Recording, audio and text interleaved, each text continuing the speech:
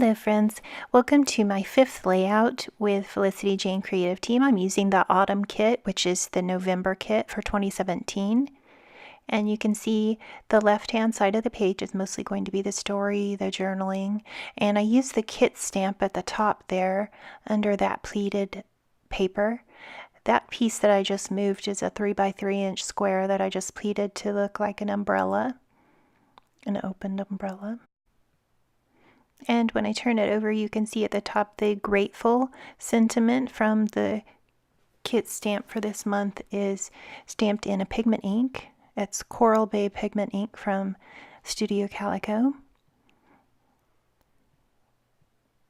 And here I'm showing you the fan, or it's not a fan, it's supposed to be an umbrella. So I just pleated a 3x3 square from the pattern paper in the kit and folded it in half so that it would make a half circle there.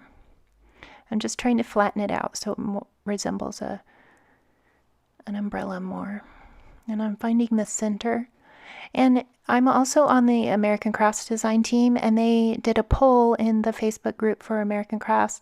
And one of the things that people would like to see from design team members more of from design team members are double page layouts.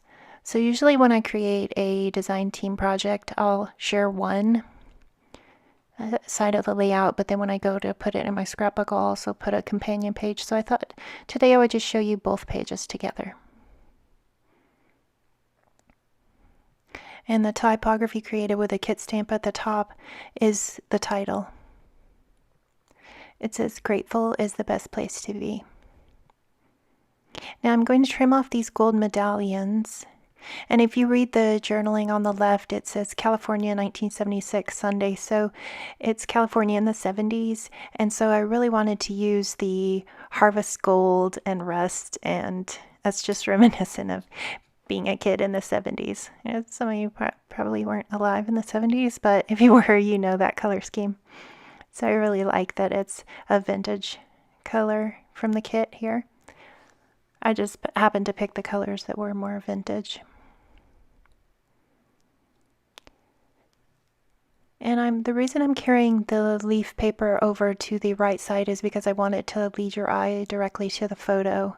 So the story takes up a lot of the visual space on the left side, and then I wanted to continue that. And here's the photo. It's a really important photo. That's my grandma. And so I used some of the banners and the 3x4 cards to layer up a lot of pattern underneath the photo here. I really like that we get a mix of the 3x4 cards and also the 12x12 pattern paper. And here I'm using one of the die cut labels that comes in the paper die cut pack. And I'll just trim that banner piece in half because you wouldn't be able to see the other half anyway. I might as well save the other half for another project.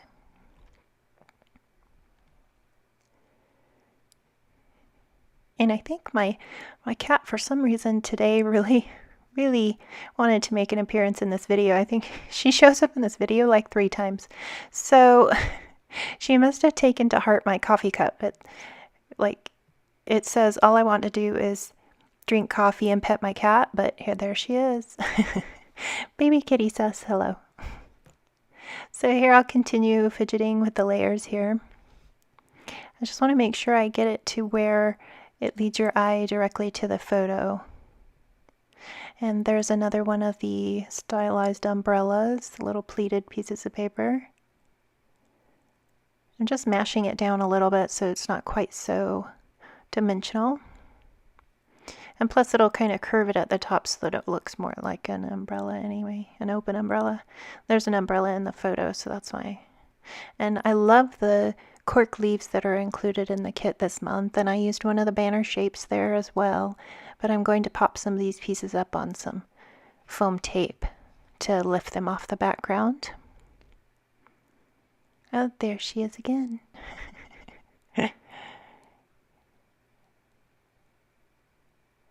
Okay, now I'm going to start. Oh goodness. I cut her out like 3 times too. I mean, I cut out part of the video that had her in it. So I think I took out like 2 minutes of video. So now I'm going to continue layering now that I've decided that I really want it to be located here. I'm just fluffing up. All of my kids have worked at sandwich shops, so they always say fluff the meat, it makes it taste better. So that's kind of what I'm doing to the layers. And here's a selection of the embellishments. I love those rubber charms. Those are so cute. And they're black and white, so that's like perfect. Those little Swiss crosses are in the paper die cut pack.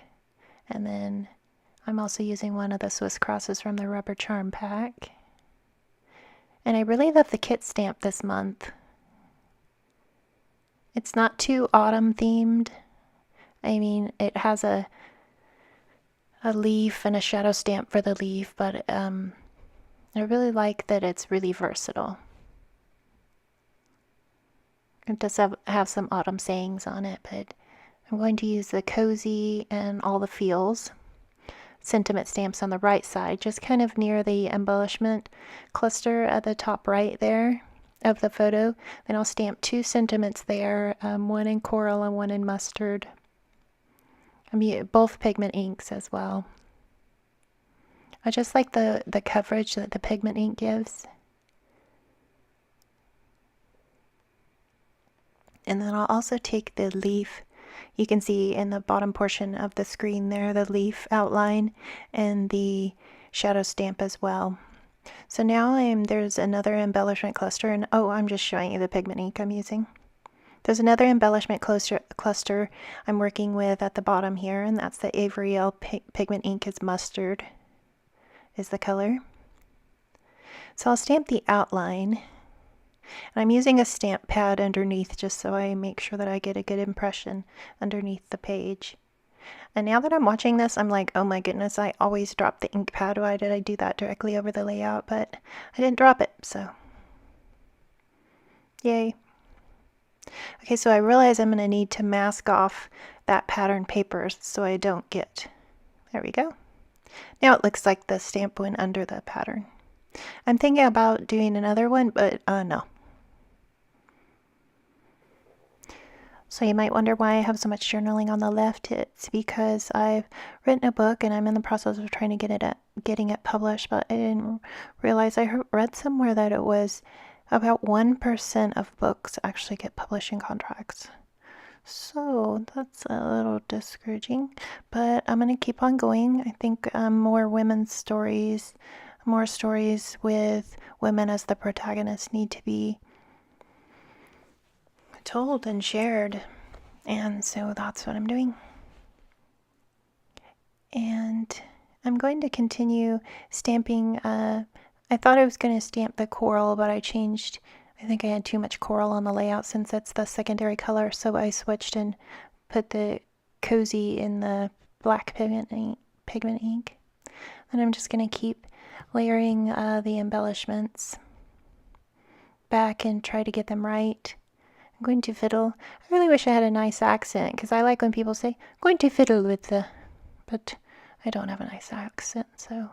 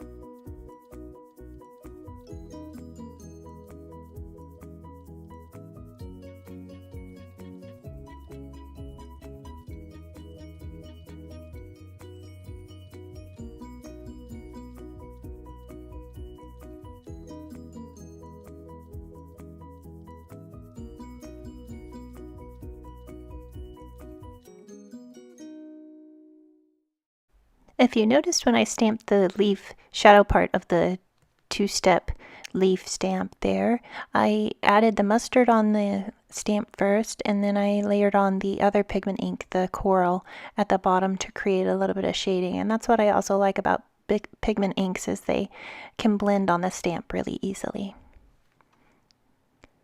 So here I'm going to move this flare heart badge around. I think I have too much dark accents at the bottom of the page right here in this little cluster, so I'm going to end up moving that heart flare badge. I really like it and wanted to use hearts on the page, and I believe I might have shut off the camera before I punched the itty bitty 0.375 inch American Crafts heart punch. They have a mini heart punch. I think they're called the knockouts, and they're itty bitty pink punches, and I love using those to give. They almost look like enamel dots when you punch paper into that small of a size, so I kind of like adding that in place of enamel dots. And we're getting towards the end where I finally finalized the layout. And I'm going to show you a little bit of a close-up here so you can see the stamping and the layers. And thank you so much for supporting me and watching my channel. I'm going to add some foam to that banner. I happen to have an orange piece of fun foam, so I just figured I'd use that. It's close enough to the coral that if you can see under it, I'm going to cut it pretty tiny. Oops, I'm off screen. But I'm cutting a really thin strip of the fun foam to lift that banner up so that it stands up off the background and kind of highlights the banner shape. And hopefully it will draw your eye more to the photo because it's going to be right underlining the photo right there. And I'm going to use the Scotch Quick Dry on the fun foam to adhere it, since this is pretty old fun foam and the adhesive is gone. But once again, I wanted to thank you for watching, and like and subscribe if you haven't already. And thank you for joining me. Bye.